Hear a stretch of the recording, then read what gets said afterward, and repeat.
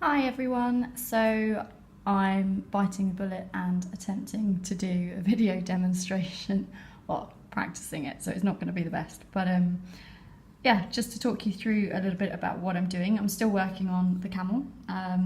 It's been going on a while, it's still going to take a while I think, but it's done in coloured pencil, so the coloured pencils I'm using are Polychromos and Caran d'Ache Luminance.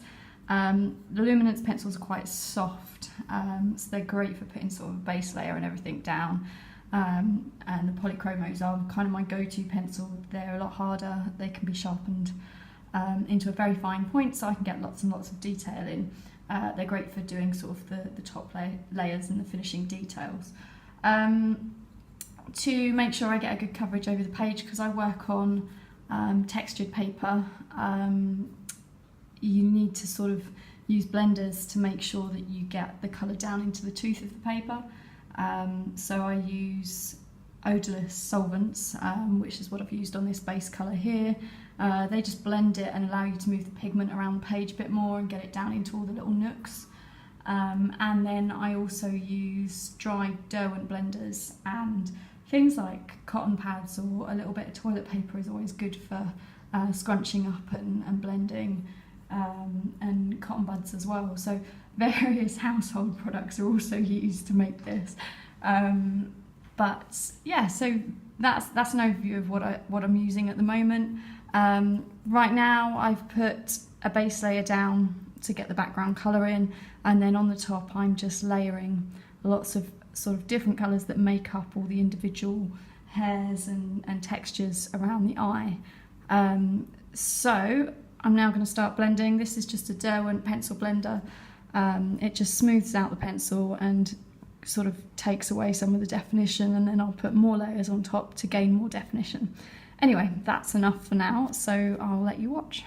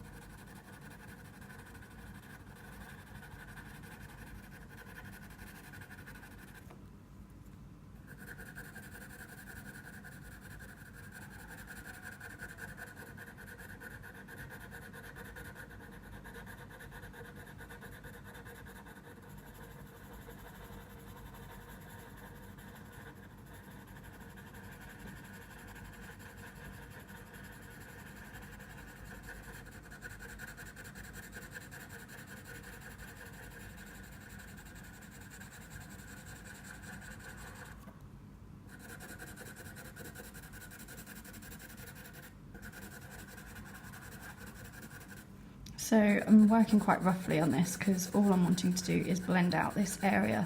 I'm not trying to put too much detail in at the moment. I'm just trying to build up the different layers of colour that fall into the fur on this part of the camel's head. So yeah, don't think, oh, she's just scratching away at it haphazardly. Yes, I am pretty much, but that's not how I do all of my detail.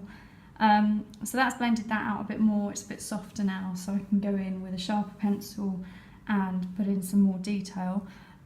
This kind of made up of lots of yellows and browns and greys, a very little bit of black towards the end I think, but not too much black at the moment because otherwise it's just going to block out and then I'm not going to be able to edit any of the details. So it's just building up all of the lighter layers before I go in and put the final definition in with a black pencil.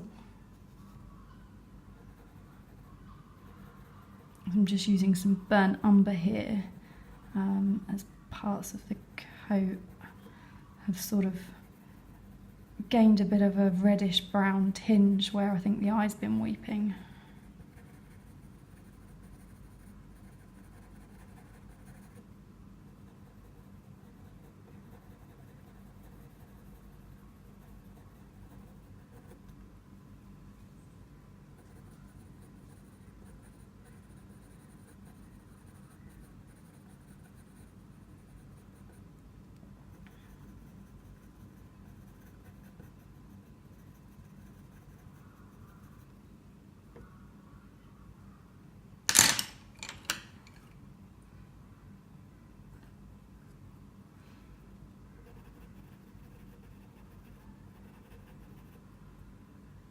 Just adding a little bit of cream in to pick out some of the highlights before I muddy the area too much and then can't get the lighter colours down. So tend to work up from lighter colours and then into darker, and then just go in and pick out some tiny little highlights towards the end, because trying to layer lighter coloured pencils on top of dark doesn't always work wonderfully. Sometimes it works great, other times it's really hard and you can't get the kind of definition you want, so you sort of have to reassess as you go.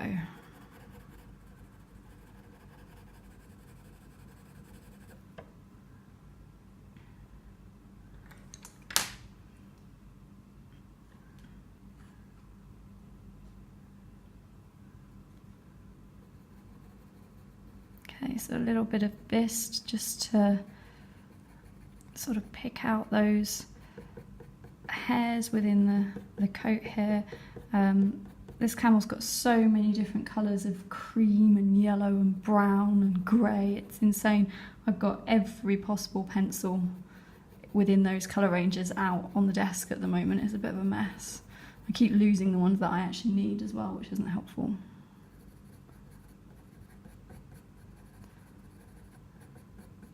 Everyone tells me I should have a more organised workspace, but I can't really work like that. My creative brain doesn't allow me. It likes mess. It works much better with mess around me.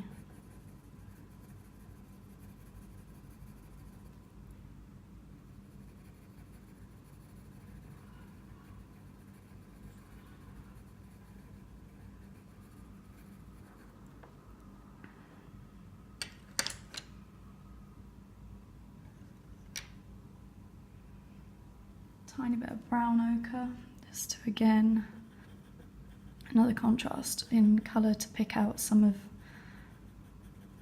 the little hairs and how the light catches them. So I don't really draw individual hairs. I know a lot of my work looks like I do, but it's not. It's all about the highlights and the shadows and where you put them and where you build up the different colours. If I sat here drawing individual hairs, I'd be here for freaking years, I think. Okay, let's go in with a little bit of grey. I need to sharpen this one first. So I think every artist has sort of go-to colours that they tend to use a lot in all of the paintings. Obviously I do a lot of animals, so there's always browns and greys and yellows and earthy colours. But I have to say, there's a pencil within the polychromo range called Dark Sepia, and I think I use that the most in all of my work. It's so handy. It just seems to pick out the things I want it to. So yeah, I use a lot of Dark Sepia. I go through those pencils like nobody's business. I spend a fortune on them. As you can see, they get quite small. That one's going to have to go into a pencil holder soon because I'm not going to be able to grip it properly.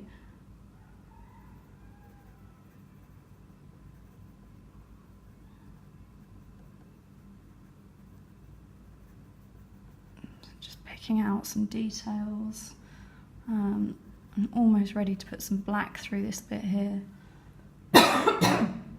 Excuse me.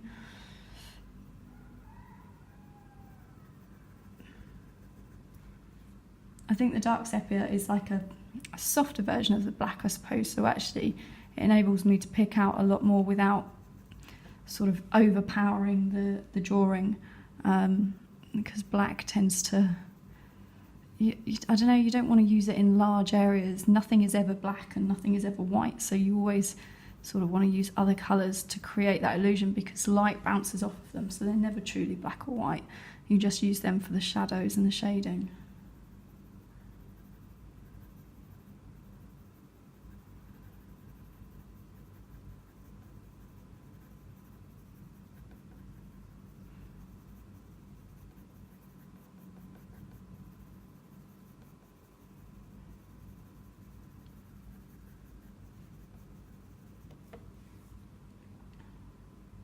I'm quite pleased with how this is coming together. I'll be glad when it's done. It's difficult though because I'm working on quite a few different pieces at the same time here, so I'm sort of having to split my time amongst them. So just when I start to get into one, I kind of feel I have to stop and jump over to another to make sure that I get that finished to a deadline.